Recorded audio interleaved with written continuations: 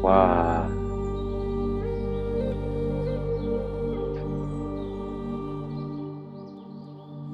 Oh, wow. Oh, wow. Pura vida. Shabbat Shalom.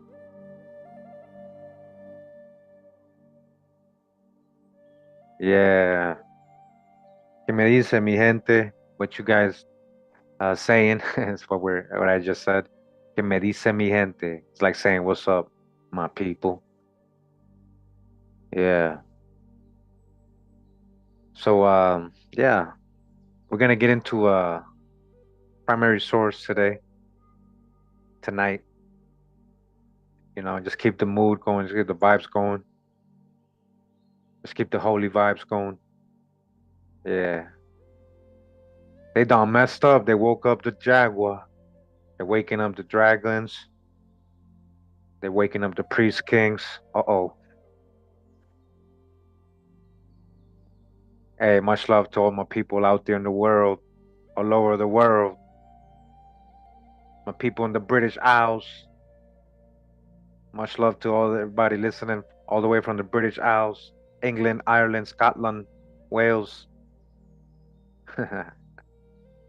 People in France, Germany, Spain, all over the world. My people in Cali, Texas, the East Coast, the Southeast. People in Mexico, the Southwest, Arizona, Phoenix, Nevada. Yeah, I got a lot of people from different areas. We tuning in. Wow, wow. Hope you guys like that little song I dropped earlier.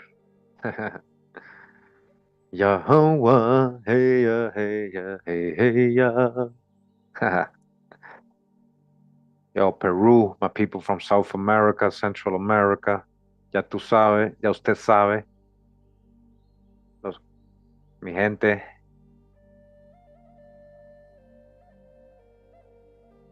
Aurora, Aurora.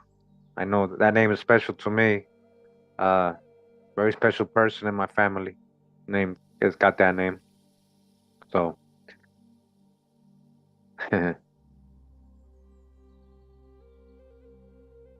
Indiana, Ojibwe. Okay, Colombian Irish. Oh, that's a that's a lethal mix right there, boy. Familia Cons, yeah. Mi gente, yeah. Wow. Just giving some time to people to join, so we can so they don't miss. Because this book starts out right away pretty good, even right on the first page. So I'm gonna try to read as much as I can today. One or two chapters. See how it goes. See how it goes. We gotta control time. We can't let time control us. And we're gonna surf the wave live. Yeah. Get it like it's the first time.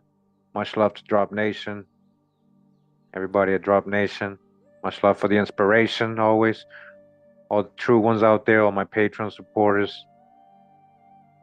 Much love to everybody all over the world. Hey, Phoenix is in the house. We got a lot of people in the house. Yeah.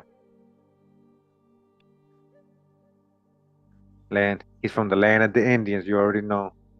We got Miami in the house, Indiana, East Tennessee. Yeah. We got Ancient Tamari right here in the house. Vamos, vamos. He's like, let's go. Let's go. Yeah. Let's see. Yeah, yeah, yeah. All right, guys, hold on. Let me all right. I'll stop sharing real quick. Turn this on. All right, let's see. There we go. What's up? What's up? So just wanted to go ahead and big shout out to the person that sent me this necklace. I wear it, I rock it a lot. And she also sent me another necklace. She has her own store. It's atabe.com. So also, the Jaguar, Costa Rica, they messed up. They reawakened the Jaguar, the Dragons, the Priest Kings. They in trouble, man. They in trouble. So I hope you guys enjoyed the tour earlier in the yard. And yeah, let's go. Let's get our reading here. Let's go back to the I like the music playing. Go back to the music.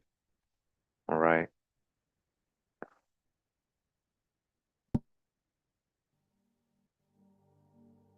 So we're gonna get into this book.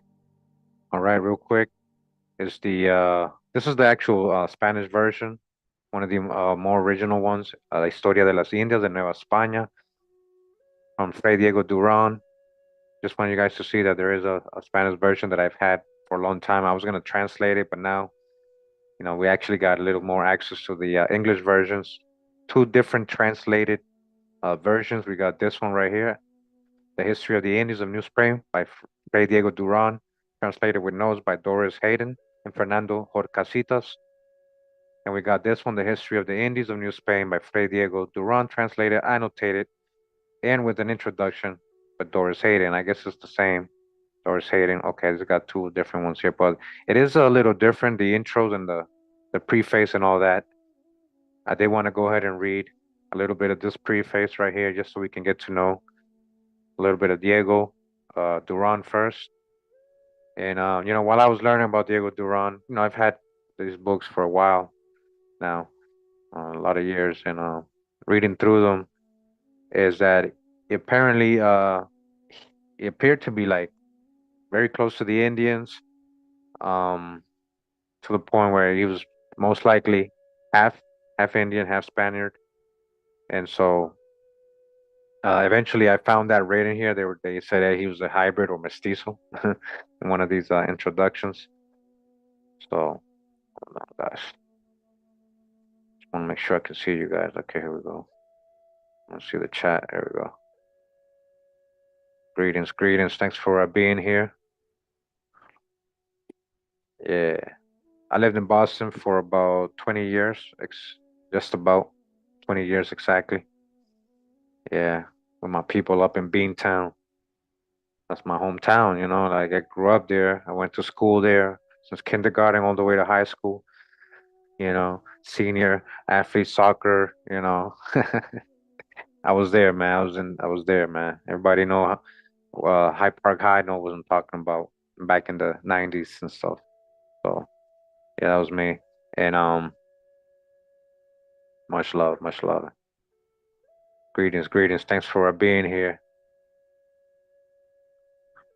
It says here, let me just start zooming in here. Let's do this so we can get a better view of it. You guys can hear me good too, right? I'll make sure the mic's working. All right. We're getting cozy, we're live, so bear with me. That's what's up. All right. Meh, meh, meh, meh, meh, meh, meh, meh, meh. So, I don't want you guys to see my goofy faces when I'm reading. So I'm gonna turn the video off for now. For now, don't worry about it. Sounds good. All right, we're good, man. Cause we're here for the info. All right, we're here for the info. What is it telling us here? It says, Frey Diego Duran's work are exceptional for their accuracy. All right, for their accuracy. Pay attention, because we're about to read his first-hand account. So their accuracy and thoroughness.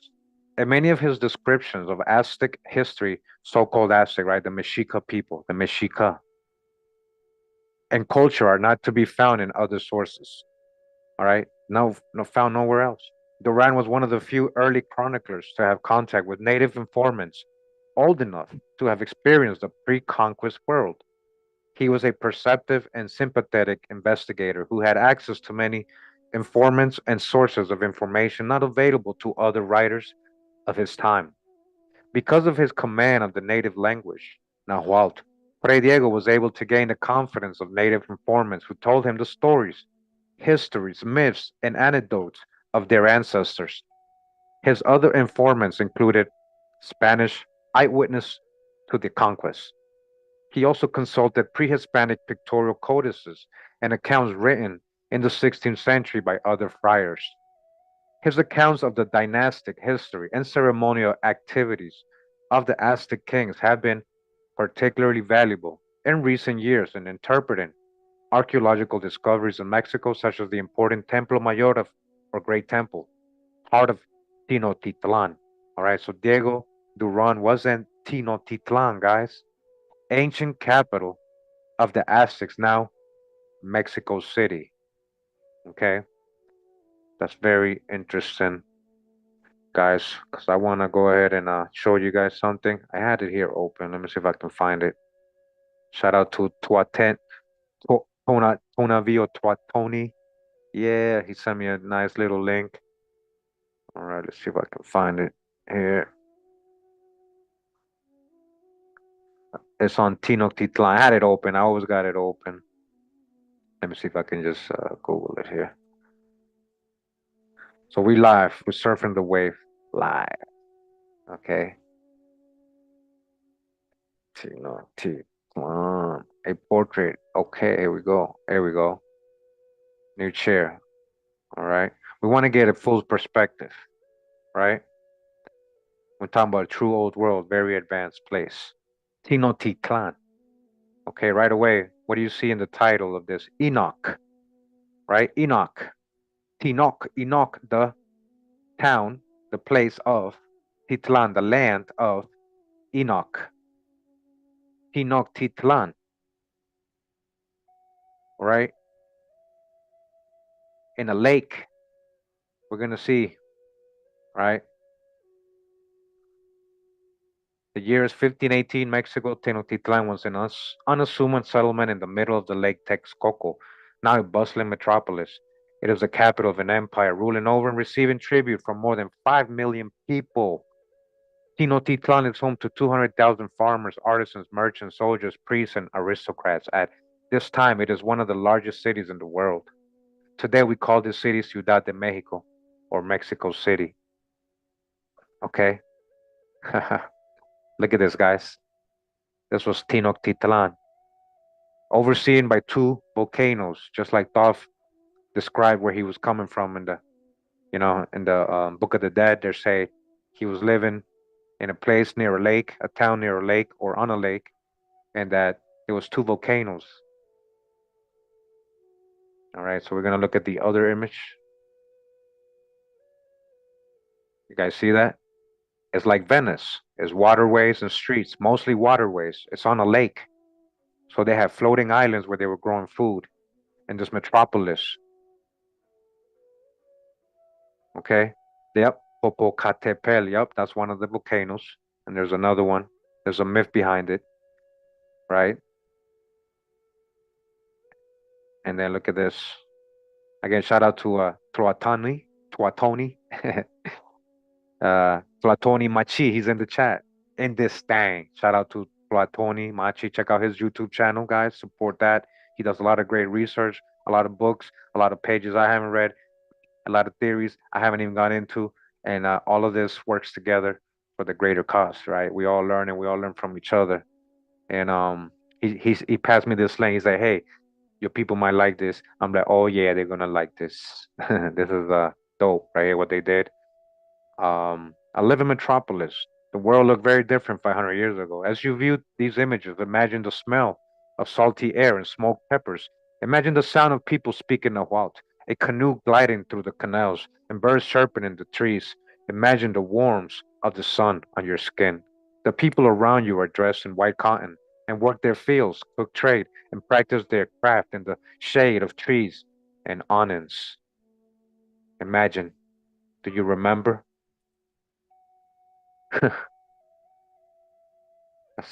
Do you remember? Yeah. A full view of the city right here, right? This today is Mexico City, guys. It's built on a lake. Did you guys know that?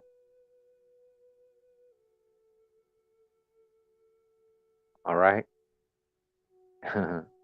Look at this. You got waterways, right? Just like Venice. You got a waterway right in your backyard. Boom, the neighborhoods. I'm from the east side. Yeah, I'm from the west side, north side, south side. You know, it's all the same, man. Yeah, real, man. It's like that. Again, all this bird's eye view.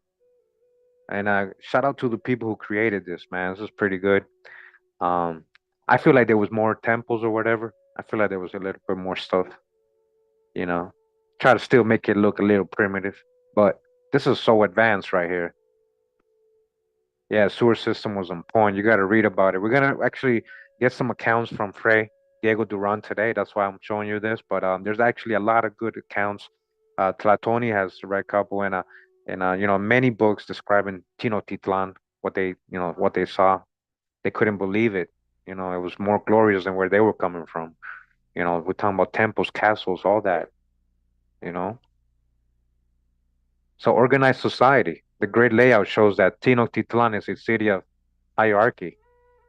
Neighborhoods are planned in advance, each with its own markets, schools, all right, schools, and places of worship. Show me this in Egypt, schools in plural, like all this together, not just three little pyramids built with geopolymer. Shout out to Paul Cook debunking that.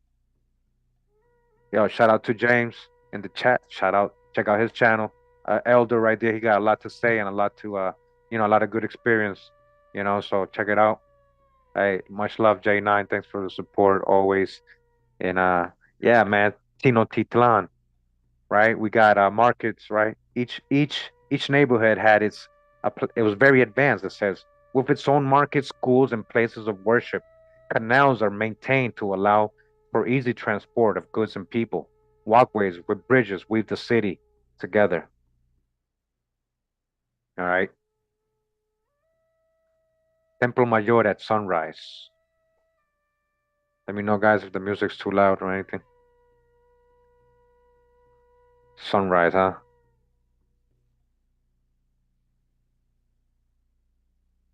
All right. You see the grid pattern. You see the waterways, just like Venice.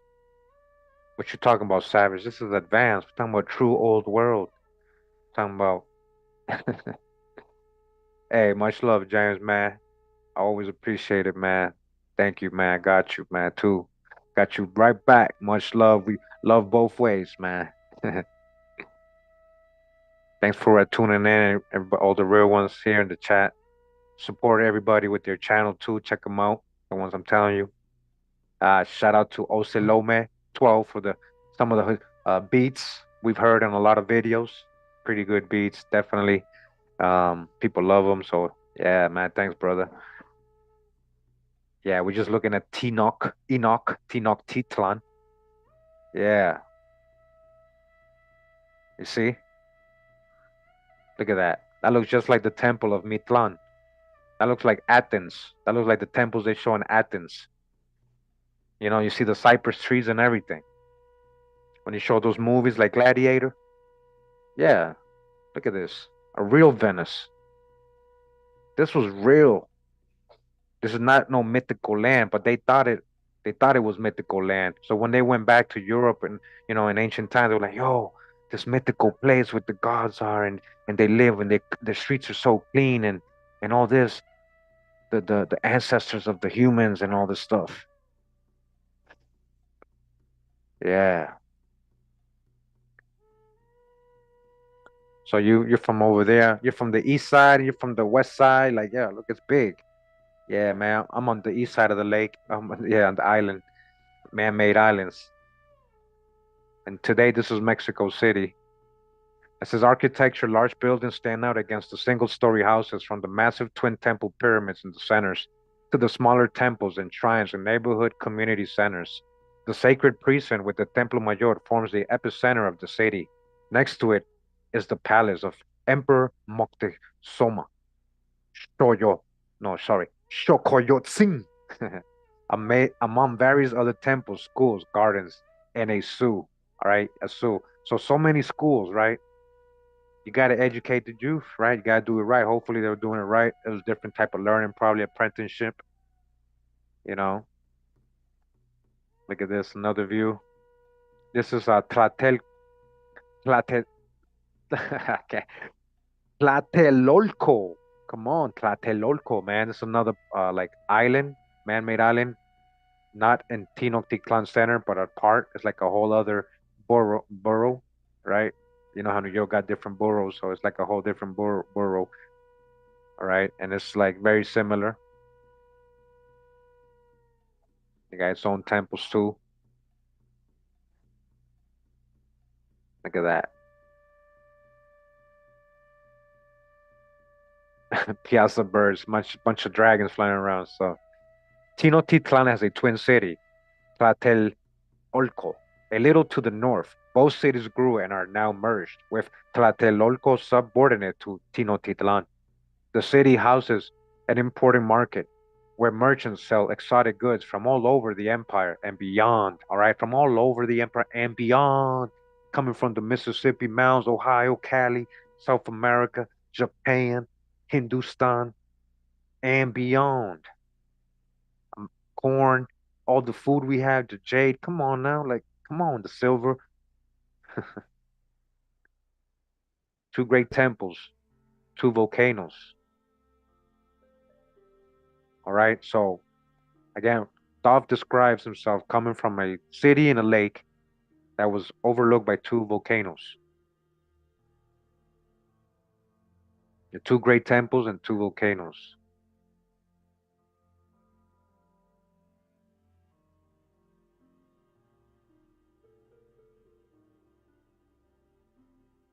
The basin of Mexico surrounded by volcanoes, most famously Popocatépetl and Iztaccíhuatl. The slopes guide rain and spring water down to form a salty inland sea.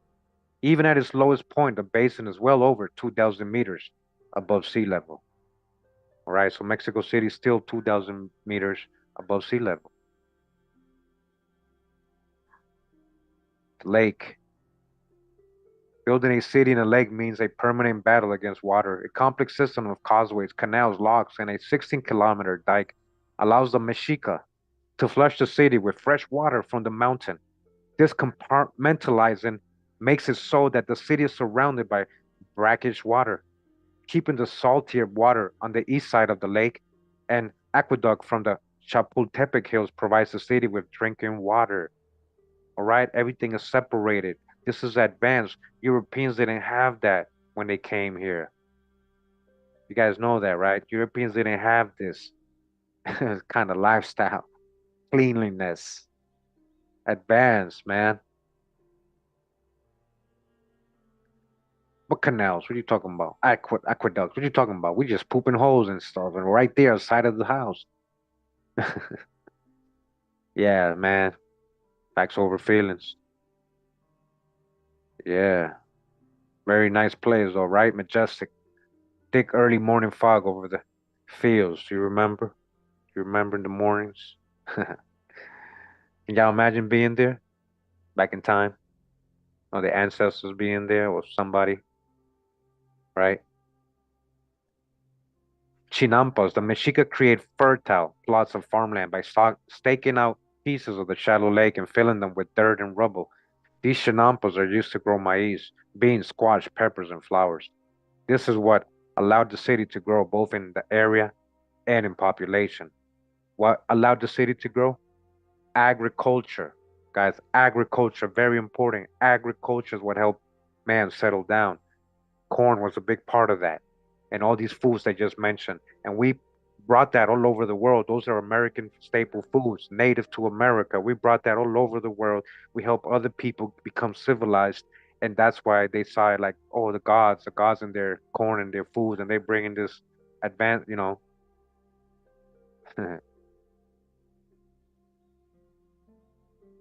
at the chinampas, floating islands, man. Yeah.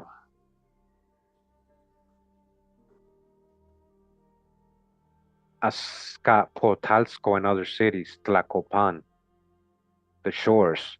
The basin has been inhabited for millennia. Many towns and cities have been built across the shores of the lake. Tenochtitlan, Tlacopan, and Texcoco rule over the empire as the Triple Alliance. All right, so this is pretending we're back in 1518, right? That's what they're saying. The city is connected to the mainland with causeways leading to Tlacopan, Azcapotzalco, Tepeyac, and beyond. All right, so basically Diego Duran was there. That's just why I'm showing you guys. I want you to picture. You got to really start picturing. I know we just reading books. There's no visuals, but he's living there. He's seeing the people. He's growing up. He was there since he was a little boy. His second teeth came in when he was in Mexico already. So he was there at a young age. And again, possibly half Indian. He might have been born in Seville, but they brought him early. Hey, much love, Eric's place. Much love. So yeah, this is where Diego Duran is gonna, he was living here. That's why I want you to picture the place, and he's like, wow, man, he's gonna be talking about these people, right? They said that he knew the myths and traditions. He was able to talk to some of the elders that were there during the pre-conquest that was still alive. Come on, remember they got there in the 1490s, past and present. Mexico City is built on top of the ruins of Tenochtitlan. The temples were demolished and the stones were repurposed after the Spanish conquest. The lake has been drained. The canals made way for streets. Almost nothing of the original city remains. Using drone photography, we can compare the then and now. What similarities do you see? All right, so we're going to look at Tenochtitlan, right? So this is looking west towards Chapultepec. And now, modern times, guys. Welcome to the jungle. Concrete jungle. Mexico, one of the most populated cities in the world, right? Largest cities. I've been through Mexico City. I just couldn't like. I got there at nighttime. I was in a bus. I was coming up from Costa Rica, not because I was migrating. It's because I was actually coming back home. I did it once. I went down from Boston, took the Greyhound all the way to Texas, went all the way through Central America to Costa Rica. Then I came back the same way, and I went through Mexico City on one of those trips. And I got there at night. All I can see is just street lights for like so far away, like in every direction. Such a large city, rolling hills and stuff. So it was flat like this, but you can see so that's why you can see so far away. So many street lights. I was like, wow. But yeah, there you go. This is what it looks like today. You guys see? Can you imagine? This is built on a lake. All right. So this is a full view of the island, full view, and this is today. Yeah. Wow. Mexico City, right? Concrete jungles. Our modern society. What has happened? What happened? How far has it has gone, huh? How things change, huh? One of the most certain things in life is change, guys. And if you ain't ready for change, then this world is gonna chew you up, spit you out. You gotta be willing to adapt to change. That's what this world is about. And you know a big change is coming already. You already know we can't live like this much longer, knowing all what we know. Yeah. What are we looking at here? We're looking at downtown. That's downtown, man. Tenochtitlan. This is very ancient, Tenochtitlan. Remember that we were reading about the culture of the Olmec in my Olmec videos, that most likely a lot of that influence went into the first people of Tenochtitlan, right? What they were calling so-called the Olmec culture. A lot of Tenochtitlan was occupied by different people since ancient times, but it was built a long, long time ago, you know. And so now this is what you see in Mexico City. You got the cathedral and the square, and that was the downtown, Tenochtitlan. Look at that. They're gone. But I believe these pyramids were there. I believe this church was already there. You know, they can't fool me because when you look at the drawings and the way the Spaniards described, they said there was mosque, there was temples, there was castles, all that, palaces, all that. They described it.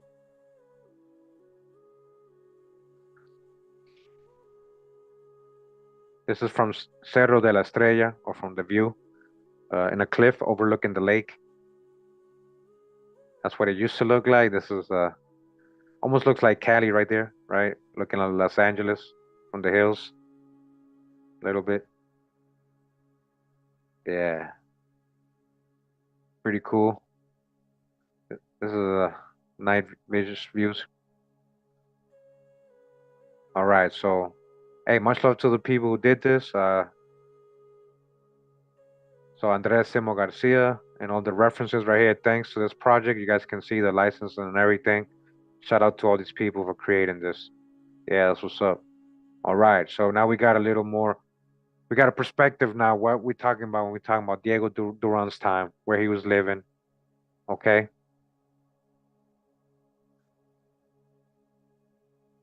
so it was saying here that his accounts of the dynastic history and ceremonial activities of the Mexica kings have been particularly valuable in recent years in interpreting archaeological discoveries in Mexico, such as the important Templo Mayor or Great Temple,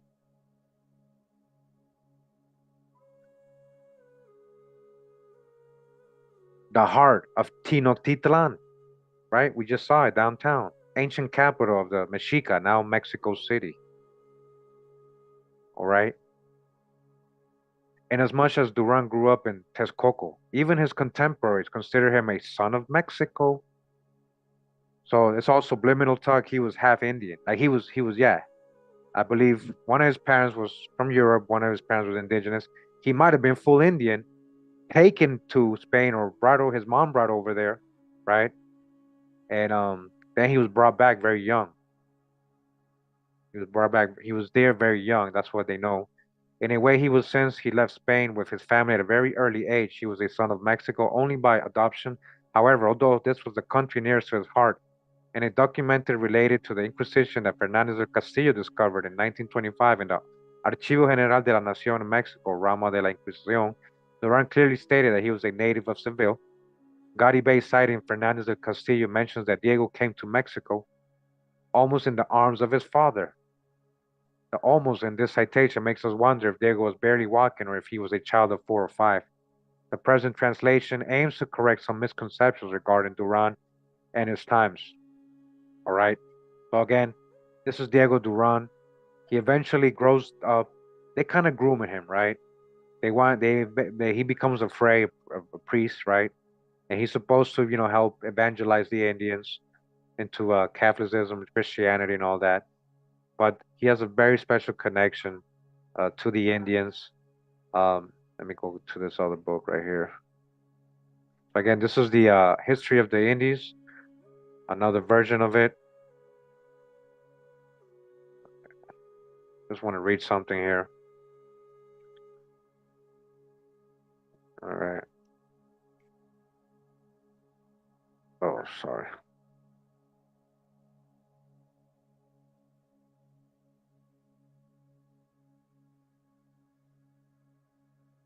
All right. So, mm, hey, much love. Thank you, John. All right. Thank you very much.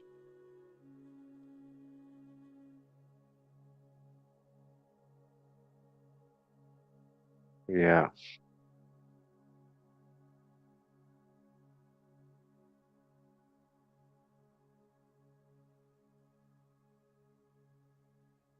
Says we do not know with precision the date on which the learned Jose Fernando Ramirez discovered the existence of Duran's manuscript in the National Library of Madrid, but we know that in 1854 an exact copy made under Ramirez's orders was finished.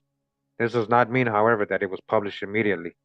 Ramirez, like many other Mexicans then and now, combined historical research with administrative and political occupations. He was eventually to become the Mexican Minister of Foreign Affairs. These activities consumed valuable time, and his adventure-filled life prevented the termination and publication of many of the manuscripts and studies. So they were holding on to this for many years, guys, like a lot. So a lot of this info never made it to the textbooks. This is kind of why. All right. So let's see what happened here. Okay.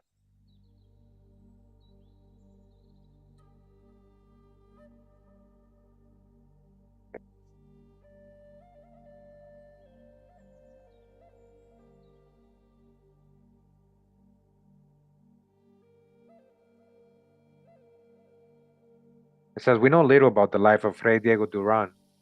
Through a written accusation which he presented before the Inquisition in 1587, We discovered that he was born in Seville 50 years before. Hold on. Which means, oh, sorry. Which means that the date of his birth must have been around 1537. As a small child in 1542, he came to New Spain. This is clear since among the few facts that he records about his own life when speaking of the city of Texcoco, he states that my teeth were not born there, but my second teeth came out there. After having spent his childhood in that city, which had been the Athens of America, I just showed you the building. I said, doesn't that look like a building in Athens? They show you those movies. What was it called here? The Athens of America, right? I was showing you guys some of these temples, right? Let's go see if we can find them again. Right. I said, look at this temple right here. It almost looks like the temples in Athens. Right. Look at that one. So we're going back.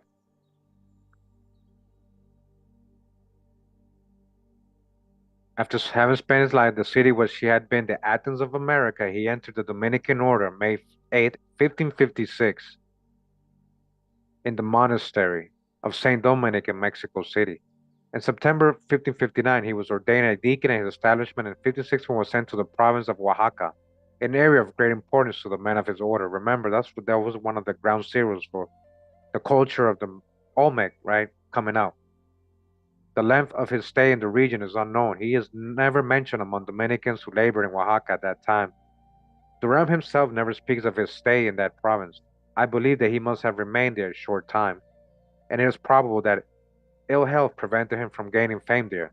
What little information he gives on his work as a missionary mentions the area surrounding Mexico City. There is no doubt that his knowledge of the Nahuatl language, which he had learned as a child in Texcoco, would serve him better in this region. His book was begun at least by 1574, although one must admit that Duran's entire life since 1542 was a subconscious preparation for it. The Historia was finished in 1581, and our chronicler died in 1588. Two important facts may be deduced from these scant biographical data. Frey Diego Duran was exposed in an intense manner to the Indian culture in Texcoco, okay? We're talking about primary source here. One of its principal centers, and his 32 years of life as a Dominican were spent in intimate contact with these people. We also know that he had a relative especially important in the field of ancient history, who lived in Texcoco and who later became a Jesuit, Father Juan de Tovar, whom we have already mentioned during. Okay, sorry. Duran was able to work at the Indian school at Santiago Tlatelolco, near the heart of Mexico City, perhaps collaborating with the Franciscan Bernardino de Sahagun. All right, Sahagun has also another book we're going to get into. We're going to try to read all these books, the foremost authority in his time of pre-conquest Aztec culture. So, of course, we've read from them in many videos, short clips, short parts, but we got to try to see if we can get through these chapters, right? It is as part of this world of Spanish friars devoted to research on the ancient civilizations of central Mexico that we must place Duran in one of the most important periods of Mexican historiography. Only thus we understand the intricate relationships that exist between the writings of Duran and those of his contemporaries. Duran's entire work, though it forms a single corpus, actually is divided in three treatises. The first contains 72 chapters. All right, so it's describing him. But let me see if I can get to the part where he says, all right. Sorry, because I was reading this yesterday and I saw a couple parts I wanted to point out. So, Frey Diego Duran lived in a golden age of chronicles written on ancient Mexico. The second half of the 16th century, the fury of warfare had passed, and it was possible to approach the conquest as a historical episode. However, the pre Hispanic epic was still sufficiently closed, and there not only existed individuals born before the arrival of Cortes and bearers of the ancient civilization, but also many groups who, for all practical purposes, were living a pre Spanish life.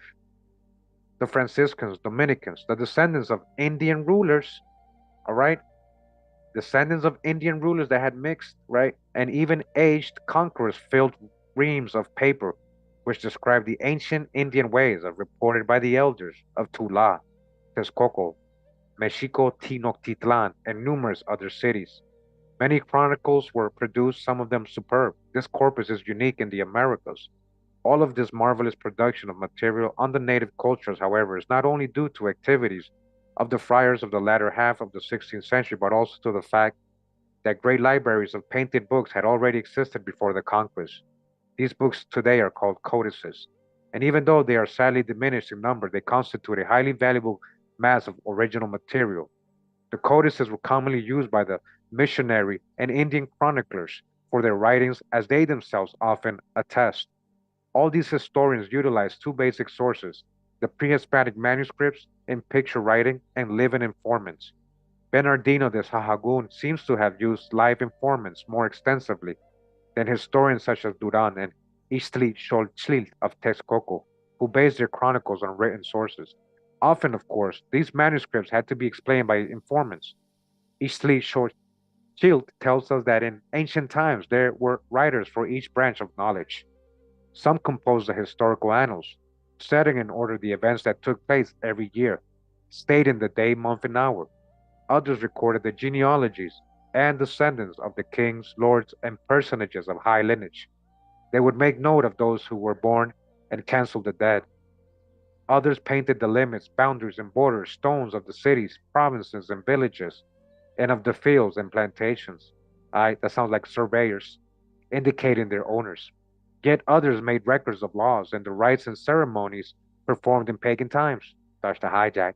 The priests made records regarding the temples of the idols, of the idolatrous doctrines and the feasts of their false gods and their calendars.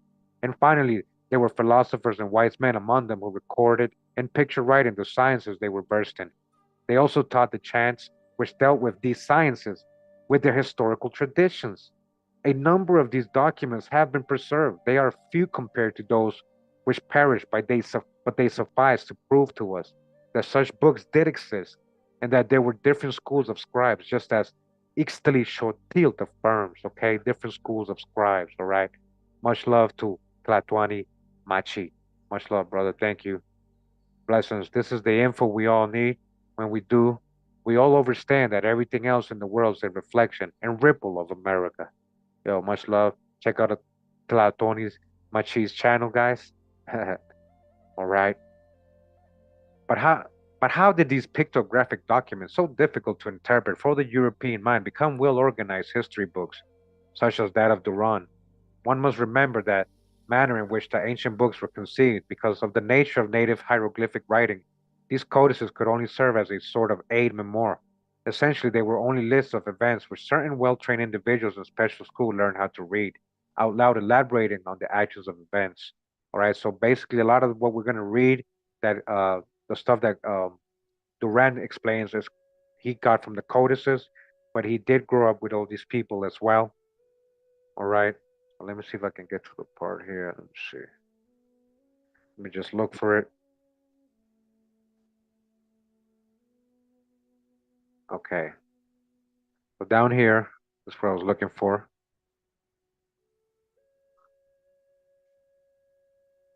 So it talks about how he was very sensitive to the Indians. He wasn't just so cruel like all the other Spaniards.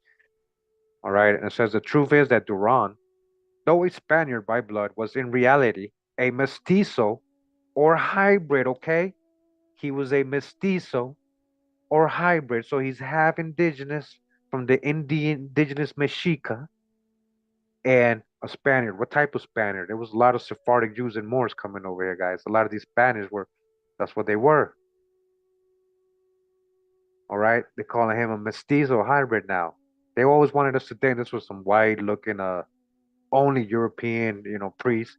But he actually is half Indian and he grew up with them. So it's not just anybody writing this account, guys. He is sensitive to half his lineage a little bit. All right. So his childhood gave him a fluent knowledge, not only of Nahuatl, but also of the indigenous culture. It is evident that though he writes in Spanish, he seems to be thinking in Nahuatl. Rather, he mixes both cultures in such a way that they are difficult to separate. Fundamentally, this is what places Duran at the very roots of Mexican culture and explains the historiog historiographical graphical historiographical blah blah blah, blah, blah, blah, climate in which he achieved his work. We would like to be able to answer this question. All right, so it goes on. This is the introduction to this part. We're gonna go to the other version because I kind of like it. It's the same authors, just in the other book he has a collaboration with somebody else. The translations are almost identical, and we also got again the Spanish version, the original. All right, the original, and so we can verify all this stuff. All right, we're gonna go to chapter one, and we're gonna start reading, guys. Finally, how long are we in? We're like 49 minutes in. We haven't even really started reading, huh? Well, we're gonna start right now. Hope you guys enjoying it. All right, thanks for being here. I hope you're having a good Shabbat Shalom. Blessings. All right, here we go. The history of the Indies of New Spain, or it's called the Duran Codex as well. You guys don't know. Yeah, Duran was a mestizo. Yeah, they don't tell you. They don't like to emphasize that part. They don't want you to really picture all that. So we just saw the lake, right? Lake Texcoco. We saw Tenoctitlan, right? What it really looked like. We got a better perspective, right? We got a whole better perspective of what the environment that Duran grew up in, what he saw, what he experienced. Okay, look at this. Amekwe Mekan. Wow. Chapter one, which treats of the possible place of origin of the Indians of these Indies, the islands and mainland of New Spain. Remember, this was written 1580s. This was published, written, finalized in 1581 by him. Okay, 1581. We're gonna plug in. We're gonna go back in time. In order to provide a truthful and reliable account of the origin of these Indian nations, an origin so doubtful and obscure, we would need some divine revelation or assistance to reveal this origin to us and help us understand it. However, lacking that revelation, we can only speculate and conjecture about these beginnings, basing ourselves on the evidence. Okay, let's conjecture, but let's do it based on the evidence provided by these people whose strange ways, conduct, and lowly actions are so like those of the Hebrews. Okay, like the Hebrews. Awah, Shabbat Shalom. Thus, we can almost positively affirm that they are Jews and Hebrews, so called Jews. You mean they might be Israelites? You mean they might be sons of Abraham? Semitic? Shemitic? And I would not commit a great error if I were to state this as a fact. Okay, I'm not making an error if I say that's a fact. This is Diego Duran, primary source, not anybody's opinion. We got the whole background, how many years he was there. He's half Indian, and I would not commit a great error again to state this as fact, considering their way of life, their ceremonies, their rites, and superstitions, their omens and hypocrisies, so akin to and characteristic of those of the Jews. And in no way do they seem to differ. The Holy Scriptures bear witness to this, and from them we draw proofs and reasons for holding this opinion to be true. All right? Oh, wow. As proof thereof, we know that this newly arrived nation, latecomers from strange and remote regions, made a long and tedious journey, searching and finally taking possession of this land. They spent many months and years in coming to this place. All right, remember, like I said, Tenochtitlan has been inhabited by different people. The Mexica came much later than the original people who built Tenochtitlan. That's ancient. All right, and then these so-called Aztecs, when the Europeans got here, they're not the same people as the Mexica. These other people came later on too. Aztec was a reference to anybody coming from Aslan. So because they took that title or history, they became so-called Aztec. But their name was Mexica, named after their priest king who they followed, Mexitlin, Meshi Moshe, who they followed to their promised land. We're gonna read into this more. So they took a journey to get to this land. They spent many months and years in coming to this place. The truth of this matter can be found by drawings on their traditions and paintings, and by talking to their elders, some of whom are very old. Okay, there are some people who tell fables about this subject. To wit, some say that the Indians were born of pools and springs. Others they were born of caves. Still others that they descend from the gods. All of this is clearly fabulous and shows that the natives themselves are ignorant of their origin and beginnings, inasmuch as they always profess to have come from strange lands. And I have found these things depicted in their painted manuscripts, where they portray great periods of hunger, thirst, and nakedness, with innumerable other afflictions that they suffered until they reached this land and settled it.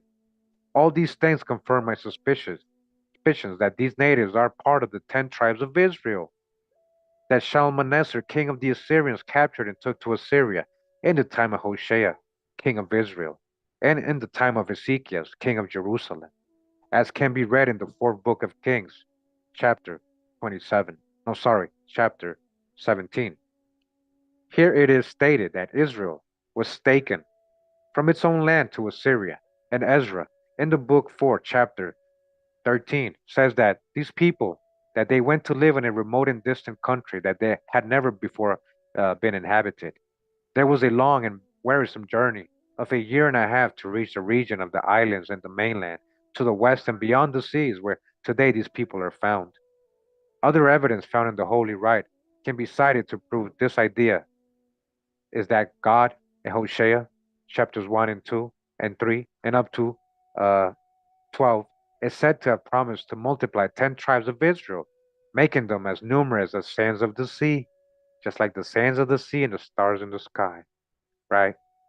So Hosea, who's Hosea? Remember, Hosea is Joshua. Joshua, it'll tell you, was named Hosea. Is Hosea or Joshua? Yeah, Joshua has two books, the book of Joshua and the book of Hosea. That is Joshua. He was prophesizing there. The prophet Hosea is Joshua. And the fact that they have taken possession of a large part. Hold on, guys. I just want to go ahead and make that clear. Yeah, we surfing the wave live, man. Surfing the wave live. Joshua, right? Jehoshua. Jehoshua. Not Jesus. Jehoshua. Joshua. Joshua. Right? His name was Hosea. His name was Hosea. The son of Nun? Nope, Nun is not a person. Nun means heir, seed, continuation, son. That's what Nun means in Paleo Hebrew. And it's the glyph of the sperm. All right? And we're not talking about Jesus, Christianity. We're talking about Joshua from the Old Testament, the one who took over after Moses and led the Israelites into Jerusalem with the sword. And by stopping the sun and all that, causing miracles and all that. Yeah. Hosea. Hosea. I just wanted to make that clear. I'm not making this up. So when they're talking about when you're quoting Hosea, you're quoting Joshua. Quoting Joshua. All right. But leaving the biblical text and coming to what the Spaniards are in this country, right? Leaving that apart, right? One thing that amazed them was the large number of people they found here. This was remarked by the Spaniards who came early to this country before the Great Plague of 33 years ago, when so many people died that not even a third of the Indians who lived here before the plague survived. And this does not include the innumerable men, women, and children killed by the Spaniards during the conquest a few years earlier. The curious reader can find many other proofs in the scriptures in Deuteronomy chapters 4, all right, 28, right? Chapters 28, Deuteronomy 28, all right? Deuteronomy 32, and Isaiah chapters 20, 28, and is that 50, right? 62, I think. I'm not sure, but you guys know the Roman numerals. And Jeremiah and Ezekiel and Micah and Zephaniah, which tell of the rigorous punishment that God predicted would befall these 10 tribes because of their wickedness and evil doings and infamous idolatries, which made them stray from belief in the true God, from whom they had received so many benefits. In the places I have mentioned, it is told that in return for such ingratitude, God promised a scourge and a severe punishment. And it must be noted that it was prophesied that these people would lose their lands, homes, and treasures. their jewels and precious stones, their wives and children, and they would be taken to foreign lands and be sold there, while others were to take possession of their estate. All right? Literally, that is what it says in Deuteronomy 28, if you don't keep the code. It seems to me that even without other explanation, we have here sufficient proof that these Indians descend from the Hebrews. On their migration during the long years of their journey, they were few in number. Yet we have seen that they have multiplied like the sands of the sea. And after they had populated this vast world, got tired of tolerating their abominations and evil doings and idolatry, so he brought alien people, like an eagle that comes from the end of the earth. All right, that's literally what it says in Deuteronomy 28, that a nation will come from another far away, where their weapons of stone and metal, right, and all that, like an eagle, and it'll come for the young, old and the young, for the children or the women without mercy. He destroyed them. They were kept in hunger and thirst, in nudity, and in perpetual exhaustion until they were humbled, cowed, defeated. Among other misfortunes God foretold for these people was that they would have cowardly, pusillanimous, pusillanimous and fearful hearts, so that they, who were many, nevertheless would flee from few. This was true and proved when the Marquez del Valle, Hernan Cortes, disembarked on these shores with only 300 men, half of whom were seafarers, accustomed to work on ships, not trained in the art of war. Yet they dared attack millions of Indians in this country. All right, so this is a misconception right here. We got another book. We got a lot of history, right, that hasn't been told correctly. There was many conquests. I'm sorry, conquistadors, and I'll tell you that. And they say that there's a guy who says 90 to 95% of the conquistadors were Indians. What he means is that these Spanish people, these so-called Spaniards, had help from local tribes. That's the only way. That's literally what really happened. They didn't just go there with 300 men.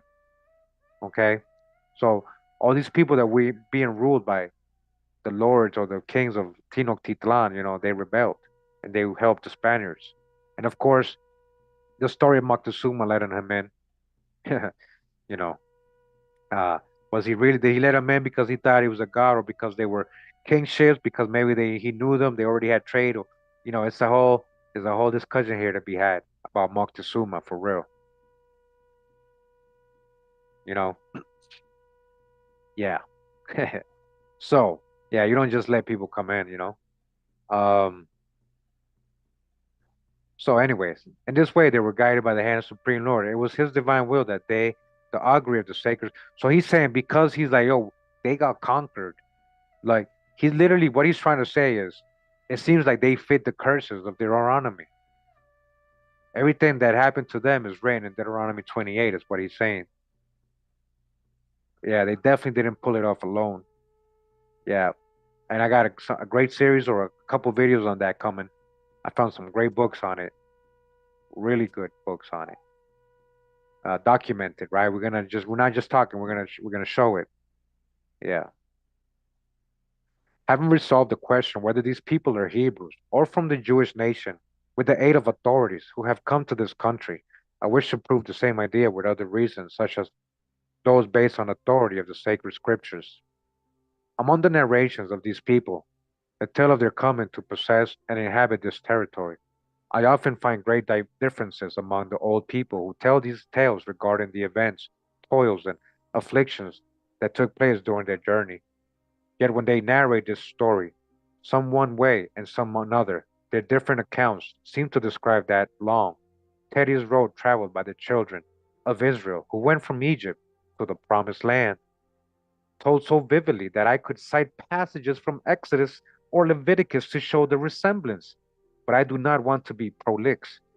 I do not intend to follow the order of these narrations. I only wish, in order to make my point, to relate some of the difficulties and misfortunes, famines, and pestilences that they claim they suffered during their migration. We shall see that, in fact, this is nothing other than the story told in the sacred scriptures, guys, handed down by their ancestors. We're talking about the original story, not the copy written in a book called Biblos, copy of book Bibles. These people have traditions regarding a great man. They told me that after he has suffered many afflictions and persecutions from his countrymen, He gathered the multitude of his followers and persuaded them to flee from that persecution to a land where they could live in peace, just like Moses, huh?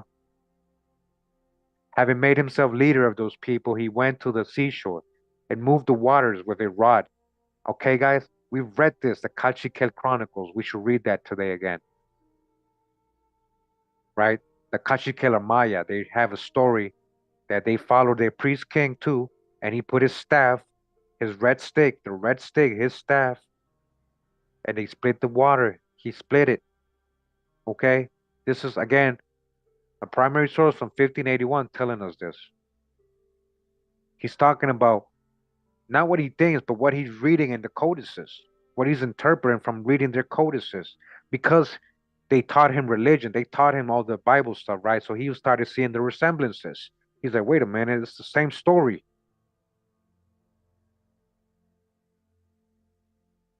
Again, this great man, right, having made himself leader of those people, he went to the seashore and moved the waters with a rod that he carried in his hand. Then the sea opened up, and he and his followers went through. And his enemies, seeing this opening made, pursued him. But the waters returned to their place, and the pursuers were never heard of again. The pursuers were never heard of again. Let me see, guys, something. I'm not making this up. Annals of the Cachiquels. Let me see. Cachiquels. PDF. The original text, okay? I'm gonna show you guys. This is a whole different source. This is very scholarly. Daniel Britton don't play when it comes to like the research he did in his time. We're gonna go through. We've gone through a lot of books, Daniel Britton, but let me show you guys. Put it here. So man, appreciate you guys' patience today. We're live, so we're surfing the wave live. Shout out to Drop Nation for doing it the best way. You know, setting the example. Brinton's Library of Aboriginal American Literature. Number 6, the Annals of the Cachiquels, the original text with a translation, notes, and introduction. All right. Ca Cachiquels. Cachiquels. Cachiquels. Cachiquels. All right. The Cachiquel people, right, are one of the indigenous Maya peoples of the Midwestern highlands of Guatemala and of southern Mexico. They constitute Guatemala's third largest Maya group. The name was formerly spelled in various other ways, including Cachiquel, Cachiquel, and Caciquel. Okay? All right, so this is what we're about to read. About to read what they are saying. This is their myth, their legends, all right? Apart from what we just read from Diego Duran. Okay? Much love and respect. Royalty, thank you for the donation. Appreciate it. Much love and gratitude to you. Much love and respect to you as well. Um, okay, so let's go back. Let's go back. Where are we? Where are we at? We're all over the place. Okay, here we go. So we're gonna look for that part. So what I want to show before I show the part where I'm talking about is that they actually have the Cachiquel original text. Obviously not them printing it, but the way they pronounce things, right? So you got Ok Shoul Gachuchi Palo. Okay. Shagae Go Chiri Chagae Mulanko Nohel Amae Laval Chilvalo. Okay. I don't know if I'm even saying that right. But okay. This is what they're saying, all right? This is translated from their codices, okay? The book is written in 1885, this book, the translation that Britain did. All right, it says here, then we arrived at the seacoast. There were gathered together the warriors of all the 7 villages at the sea, right? The sea coast. We just read um, Duran, right? Duran telling us that he put his rod. Hold on. He went to the seashore, right? He went to the seashore. He put his rod. Okay. So we arrived at the seacoast. They were gathered together, the warriors of all the 7 villages at the sea. A great number perished, devoured by sorrow. There is no means of passing, nor is it told of any one who has passed the sea. said all the warriors of the seven villages. They're like, wow, what are we gonna do? We're stuck here. We can't cross the sea. Who can, who will find means to pass the sea? In thee alone, my brother, in thee alone have we hope, said they all. So who they talking about? They said, hey, brother, we trust in you. Help us out, guide us. Who they talking about? We said to them, you may go on, you may be first. Who will find the means of crossing while we are here? All of us spoke thus, and then all of them said, have pity on us, brother, since we are all stretched on the shore of the ocean without seeing our hills and plains. As soon as we were asleep, we were conquered. We, the two eldest sons, we, the chiefs and guides of the warriors of the seven villages, O my brother. Would that we had passed and could see the burdens given us by our mothers and fathers, O my brother. So they spoke. At that time, the Quiche nation had increased. Our ancestors, Gavits and Saktekau, said, we said to them, we suffer also, our brother. We do not live stretched out on the shore of the ocean, where we cannot see our mountains, where they are. As you say, O you warriors, you people of the seven villages, we shall pass over at once. Thus we spoke, and soon all of them rejoiced. Now there was a red tree, all right? There was a red tree, our staff, right? Didn't Moses have a staff? Which we had taken and passed from the gate of Toulon. They brought it with them.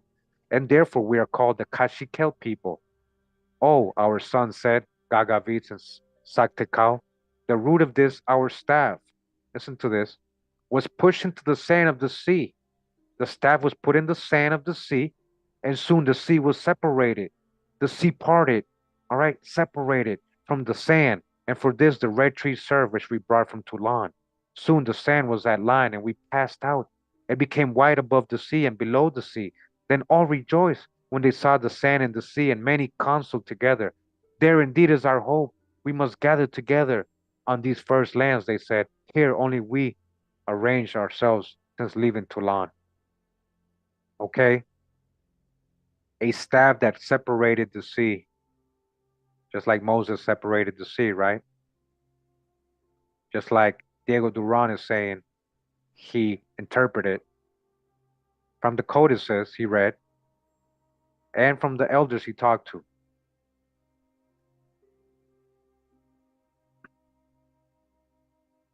What clearer proof do we need that these people were Jews than their own reference to the flight from Egypt, wherein Moses moved the waters with his rod. The sea opened up, a path appeared, and after Pharaoh followed with his army, God caused the sea to return to its place, with the result that all their enemies drowned in the deep. And if this account is not convincing enough, I should like to tell about another event that the Aztecs claim happened on their long migration. All right, so before we continue, remember, so what was the sea that Moses split? It was called the Red Sea, right, in the Bible? Well, the Red Sea was the Gulf of California and going all the way up, and California was an actual island. That was the Red Sea. That's the original Red Sea, all the old maps. And we got them, we're live, so we can show them. Let's see if I got anything fast enough to show real quick.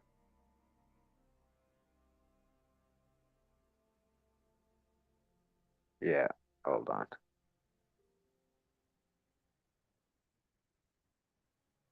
Wow, thanks for being here. We're just getting through this chapter one. Bear with me, guys. Bear with me. Okay, where's the folder? Here we go. We're gonna see if we can get some of these maps. We're gonna go over these maps one day. All right, this is a small one. I don't think this one, we can't zoom into this one. Hold on. Yeah, we're gonna get into these maps for sure. So Mar Vermelho, right here, where the Gulf of California, as it says Mar Vermelho, that's Portuguese. That's the Red Sea. That's the Red Sea. All right, don't worry, I got more. This is another map. Again, Mare Vermelho, right here.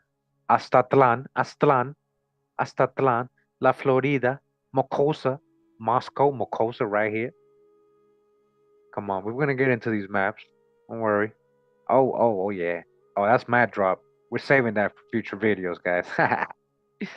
Oh yeah. Oh yeah. We got maps for days. We got maps for days. West India, here we go. Here's another one.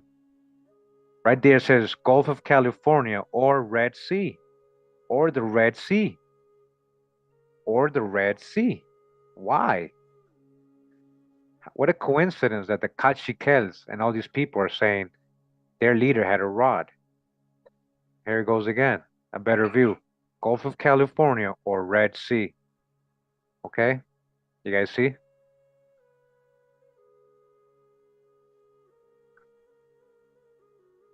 And Mexico, right? So crossing the Red Sea, Mexico, hey, it's all matching. Utah, Judah, talk about unknown. Yeah, all right. Just wanted to show that real quick.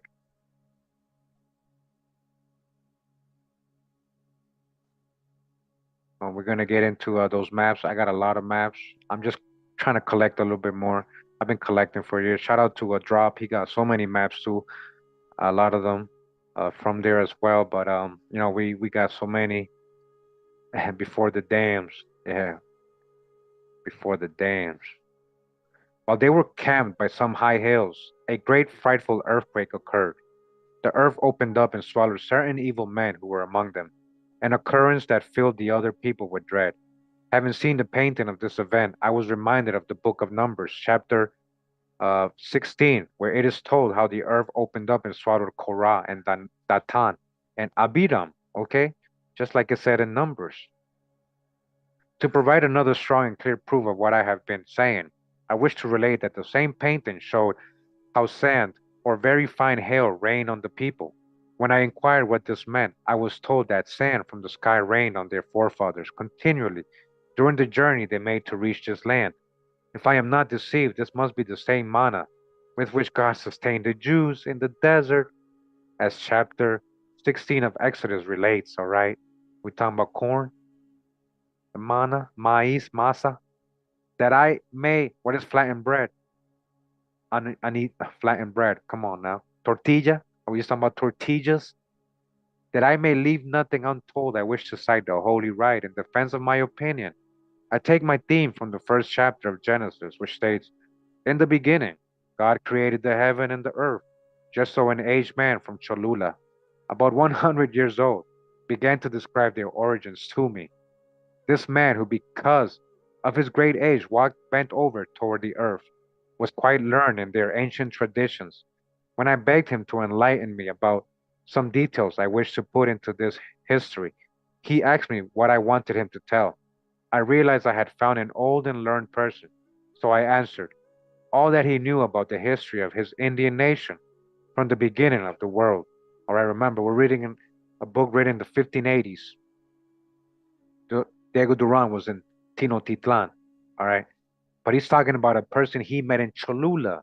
I remember the pyramid of Cholula, one of the biggest pyramids in the world, the widest base of, you know, uh, in the world of pyramids, and one of the biggest mass constructions of man in the world, pyramid of Cholula. So he said to him, he responded, take pen and paper because you will not be able to remember all that I shall tell you. And began thus, in the beginning, before light or sun had been created, this world lay in darkness and shadows and was void of every living thing. It was all flat, without a hill or ravine, surrounded on all sides by water. All right, water everywhere, just like in Genesis, without even a tree or any other created thing. And then, when the light and sun were born in the east, men of monstrous stature appeared and took possession of this country. We're talking about giants. These giants, desirous of seeing the birth of the sun in its setting, decided to go seek dawn and dusk, and they separated into two groups. One band walked toward the west, and the other toward the east. The latter walked until the sea cut off their route. From here, they decided to return to the place from which they had set out, called Istak Soling in Emian. Not having found a way to reach the sun, but enamored of its light and beauty, they decided to build a tower so high that its summit would reach unto heaven, all right, just like the Tower of Babel. And gathering materials for this building, the giants found clay for brick, an excellent mortar with which they began to build the tower very swiftly. When they had raised it as high as they could, and it seemed to reach to heaven, the Lord of the heights became angry and said to the inhabitants of the heavens, have you seen that the men of the earth have built a proud and lofty tower in order to come up here, enamored as they are of the light of the sun of its beauty? Come, let us confound them. For it is not right that these earthlings made of flesh mingle with us. With us who, huh? What are we talking about here? The swift as lightning, those who dwell in the heavens came out from the four regions of the world and tore down the tower that had been constructed. Are we just talking about the angels or seraphim? Dracons came and was like, nah, that just ain't happening. And the giants, bewildered and filled with terror, separated and fled in all directions. That is how an Indian relates the creation of the world. And I do not believe it is necessary to call attention to the resemblance of this account to chapters 1 and 2 of Genesis. The 6th and 11th chapters of that book deal with giants in the Tower of Babel, and how men ambitious to reach heaven, moved only by the desires to praise their own name, built the tower, and because of this were confounded by God. Therefore, I am convinced and wish to convince others that those who tell this account heard it from their ancestors. And these natives belong, in my opinion, to the lineage of the chosen people of God. All right? For whom he worked great marvels. We're not talking about Chazars here. Yeah, we ain't talking about sons of Gomer here. We're talking about to the lineage of the chosen people of Hawa, the Most High, the Great Spirit. And so the knowledge of the paintings of the things told in the Bible and its mysteries have passed from hand to hand, from father to son. The people assigned those events to this land, believing that they took place here, for they are ignorant of their own origins. It cannot be denied, nor do I deny that there have been giants in this country. I can affirm this because I have seen them. I have met men of monstrous stature here, okay? Diego Duran's telling you, I've seen 8 footers, 9 footers, 7 footers, okay? Yeah, they're real. I believe there are some in the city of Mexico who will remember, as I do, a gigantic Indian who appeared in a procession of the feast of Corpus Christi. He was dressed in yellow silk with a halberd at his shoulder and a helmet on his head. A helmet, huh? Huh? Like the Olmecs, like the Olmecs had helmets? And he was all of a bada taller than the others. Like a meter. He's like a meter taller than everybody else, or what is he saying? Bada. I also believe that during such a long and tedious journey as that which these people pursued to come to this land, they experienced great hardships. They tell of famines, plagues, thirst, tempests, wars, locusts that tormented them, of hailstorms that destroyed the fields they had sown long along the way, and 1,000 other obstacles and troubles that I find described in their chronicles. They undoubtedly brought chieftains and priests to guide them and instruct them in their ceremonies, although I doubt that these things were taken from the biblical account, seeing that their stories are so like those found in the Holy Scriptures. I cannot help but believe that these Indians are the children of Israel, are the children of Israel. Yasharala, come Yasharala, heya, heya, heya, Yahovah, heya, heya, heya, Barak Yasharala, the children of Israel. We ain't talking about Chazars here. We ain't talking about Khazars here. As proof of this, in order to make it clear, I wish to mention the rites, idolatries, and superstitions these people had. They made sacrifices in the mountains and under trees and dark and gloomy caves and in the caverns of the earth. They burned incense, killed their sons and daughters, sacrificed them, and offered them as victims to their gods. That's the hijack. Okay, so that makes you an Israelite. Is that what he's saying? That I mean that never really kind of happened. Most High stopped Abraham from doing it. They sacrificed their. Okay, so it says at war. All of these were also Hebrew rites practiced by those 10 tribes of Israel, and all were carried out with the greatest ceremony and superstitions one can imagine.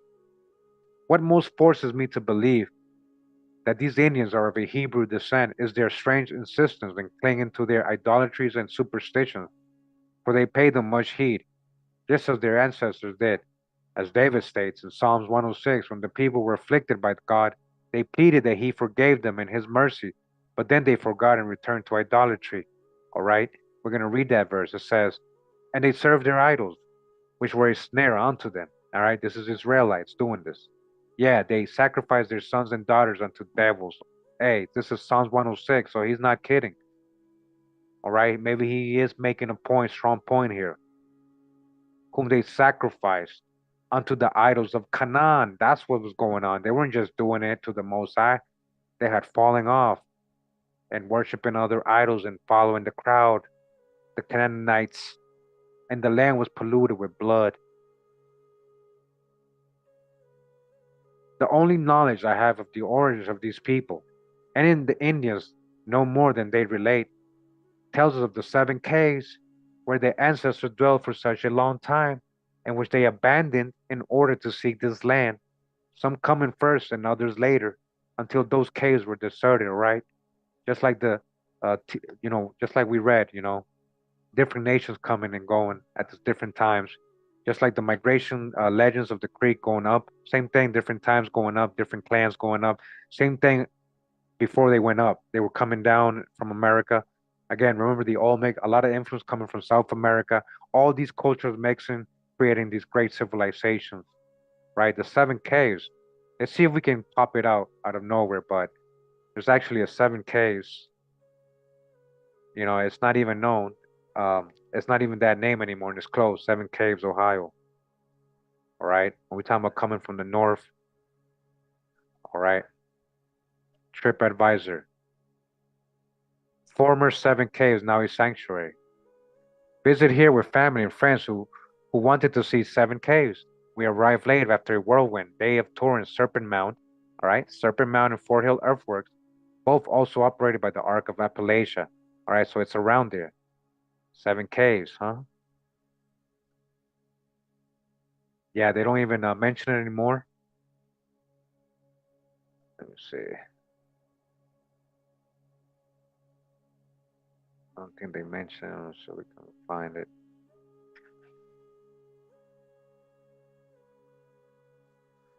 Only 7 caves, 60 acres of 300 acres sanctuary was one home to the twin sanctuary. Okay. Yep, 7 caves. Hold on. Let me see if I can find a better one. Bainbridge, Ohio, the 7 caves tourist attraction. The 7 caves is no more. None of the caves are accessible to the public. They have been returned to native habitat for nesting bats. All caves are now closed.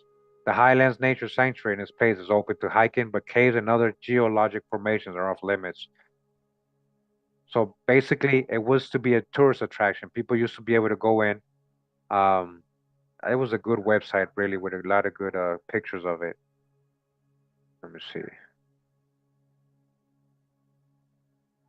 The 7 Caves Canyon. The 7 caves are no longer accessible. So remember, the motto of Ohio says the start of it all. The start of it all. The Mississippi and all that kind of a lot of it starts from there going down, connecting the Mississippi culture with the Ohio Hopewell culture. And, we're talking about Egypt or coming out of Egypt and going on a long migration. You have to go through Utah or the Four Corner region. And then you got to go through the Southwest and end up in Mexico, right? If you're going down into Peru. So that's why I kind of picture. Now, I'm not saying these are the exact 7 caves, but there's something more to those 7 caves, which I plan to have a video on. It's closed for a reason, and it was actually they're huge, right? It was an ancient place. All right, where were we? I lost. There we go. All right, so they came from the 7 caves where their ancestors dwelt for such a long time, and which they abandoned in order to seek this land. Some coming first and others later, until those caves were deserted. The caves are in Teocolhuacan, also called Aslan, which we are told is found toward the north and near the region of La Florida. Near the region of La Florida. So remember, La Florida was not just Florida State. It went all the way to like Kansas, parts of Texas. Like it was big. It went all the way up. So near, it doesn't say it was in La Florida. It says it was near the region of La Florida. So Ohio is on top of La Florida, in ancient maps. Okay, but I'm just saying, I'm not saying I'm right, but hey, a lot to look into. All right, we're gonna get into all that investigation. Shout out to Tratoni too. with the Huehuetlapan. Yeah, I hope I'm saying it right. But investigation. Okay, let's get the music going back. Therefore, I shall now give the true account of these nations and their migration from the place of the caverns, according to the native accounts, although my own opinion of their origin seems more correct. But in everything, I submit myself to the correction of the Holy Catholic Church. All right, so yeah, he has to please them. Thus, 7 tribes of people went out from those 7 caves called Chikomostok, where they lived, in search of this land, as they have no information relating to previous times, and since they do not know their true origin, they claim that their ancestors were born of these caves. In the following chapter, I shall treat of this departure. All right, so again, many legends of people coming from underground or caves. Could this have been during one of those resets, cataclysms? Something was going on in the above, or the giants were roaming? Because a lot of the legends that the giants were out, and when they came out of the caves or underground, they had to kill the giants. All right, super ancient. You already know. Continues. So he's saying, "Hey, I'm about to tell you their story, their legend from the 7 caves." All right, and we're gonna get that in the next installment of this series. I guess we're gonna try to read as much as we can. We've been here about an hour and a half. It's Friday night.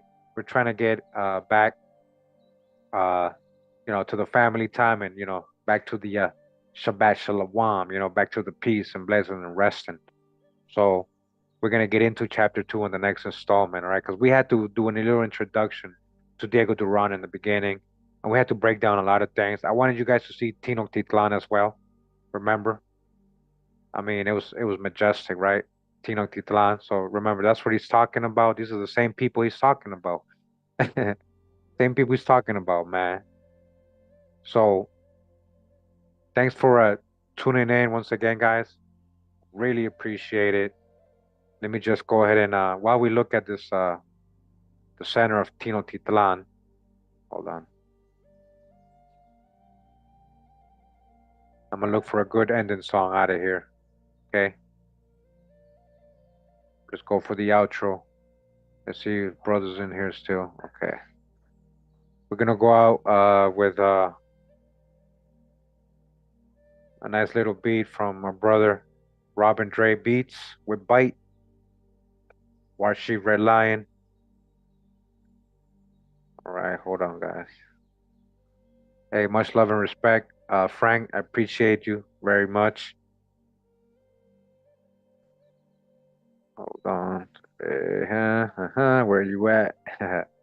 Here we go. All right. So, yeah, we got the beat ready. All right, we got the song ready. Thank you for everybody that donated today. Appreciate all my patrons. Again, I've shared this book, PDF, original. I've shared it on I'm gonna share it again just in case on my Patreon if you guys have it, or just go to archive.org and you can find it. It's up to you. Um, Let me go ahead and I get this going. Hold on. Yeah.